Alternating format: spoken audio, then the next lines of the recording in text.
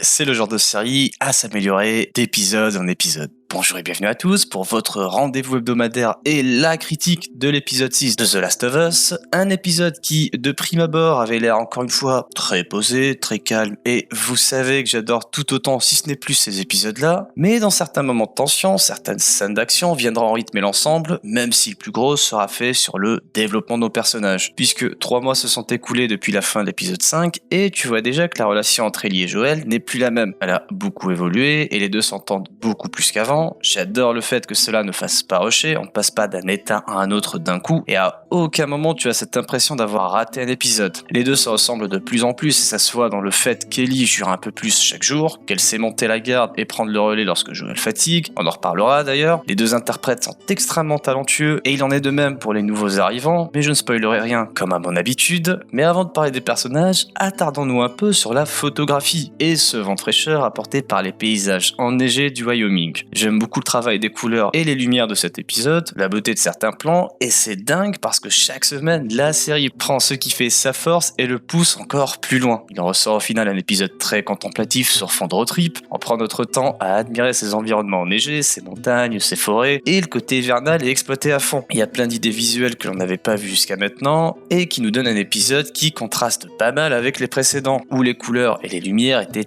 un peu plus ternes, un peu plus sombres. Il y a un côté mélancolique aussi qui se dessine, car pendant un moment, un très court moment de l'épisode prendra une tournure de fin de série, mais bon, tu sais que ce n'est pas le cas, tu sais qu'il va se passer quelque chose, et tu te demandes que dis-je, tu pries pour que le pire ne soit pas au rendez-vous. Ces paysages apportent aussi dans leur pureté une touche d'espoir, un espoir qui va permettre à nos protagonistes de se projeter vers un avenir qu'ils n'osaient pas imaginer jusque-là, même si la question de la viabilité du vaccin reviendra les hanter par moments, en particulier après les événements tragiques de l'épisode 5. Mais bon, pour rester sur Joel, comment ne pas saluer la prestation et le talent d'un Pedro Pascal à son prime. En effet, nous allons ici nous concentrer sur la psyché de son personnage, et l'acteur est tout bonnement monstrueux. Il a cette capacité à transmettre plein d'émotions de par son regard, de par ses gestes, mais la Ramsey c'est pareil, hein. Mais c'est réellement Joel qui s'impose ici comme le MVP de cet épisode, c'est sans aucun doute sa meilleure performance jusqu'à maintenant, et tout est juste parfait autour de ce personnage. Ces dialogues où l'on va vraiment travailler ses traumas, où l'on va te dessiner un Joel beaucoup plus torturé, beaucoup plus fragile, il fera la rencontre de personnages inattendus, reverra des gens qu'il pensait être perdus depuis belle lurette, il devra mentir, se montrer sur ses gardes envers des personnes qui, il y a de cela très peu de temps, étaient extrêmement proches de lui, et tu sens un peu ce côté trahison si je puis dire. Bon, c'est pas vraiment ça, mais bon voilà, pour ceux qui ont vu l'épisode, vous voyez très bien de quoi je veux parler, et tu te dis qu'après tout ce que le mec a enduré, tous ses sacrifices, il n'est que très peu récompensé. Ça te montrera aussi à quel point ce monde peut vous changer un homme, et on va parler de leur passé, de leurs regrets, de ce qu'ils ont dû faire pour survivre. Joel se confiera sur ses peurs et ses angoisses qui en deviennent presque physiques, psychosomatiques. T'avais,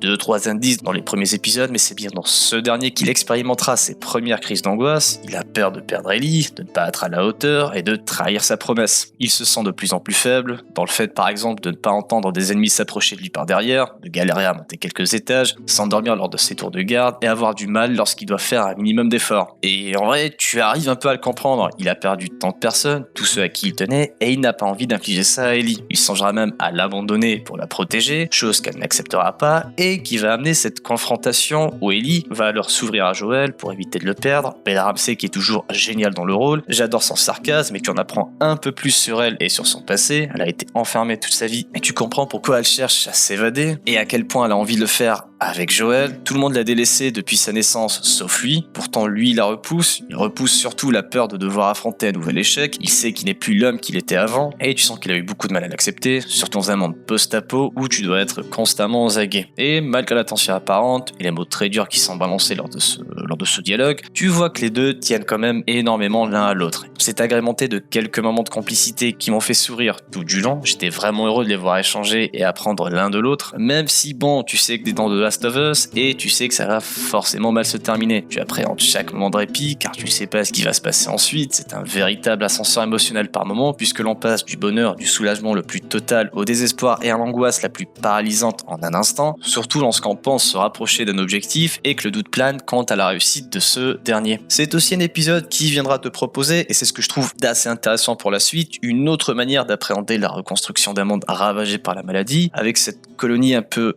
communiste. J'adore d'ailleurs le moment de réalisation qu'a un ancien soldat américain lorsqu'il se rendra compte après des mois et des mois qu'il prospère désormais dans une communauté purement communiste. Ce sera aussi l'occasion de voir pas mal d'enfants et tu vois que là-bas les enfants ont l'occasion d'être des enfants. Ils sont différents d'Ellie, ne jurent pas à tout va et ne portent pas d'armes. Tu verras nos deux héros tenter de s'habituer à ce nouvel environnement et ce que j'adore c'est le travail effectué sur la musique de cet épisode. Plus que jamais elle sert très bien l'émotion, la poésie mais aussi l'attention qui se dégage de ce dernier. Quand Joël commencera par exemple à avoir des visions sur ce qu'aurait pu être sa vie si les choses avaient été différentes, ou alors dans cette fin ouverte où on laissera Ellie seule et prise de panique sur fond d'une reprise de la musique entendue en fin de premier épisode, Never Let Me Down Again, interprétée cette fois-ci par la fille de Craig Mazin lui-même, faisant directement écho à ce que ressent la jeune fille à ce moment-là et qu'à partir de maintenant les choses vont changer et que le pire reste encore à venir.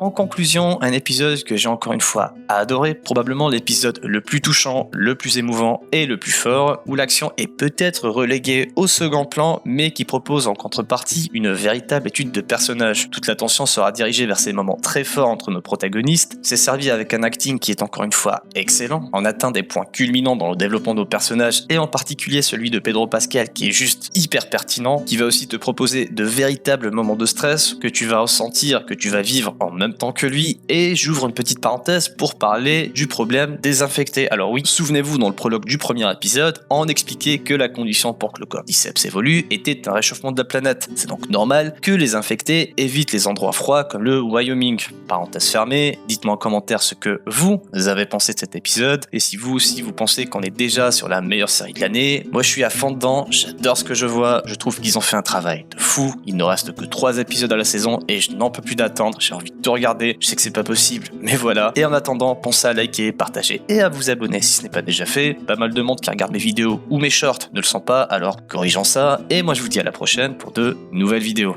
Tchuss.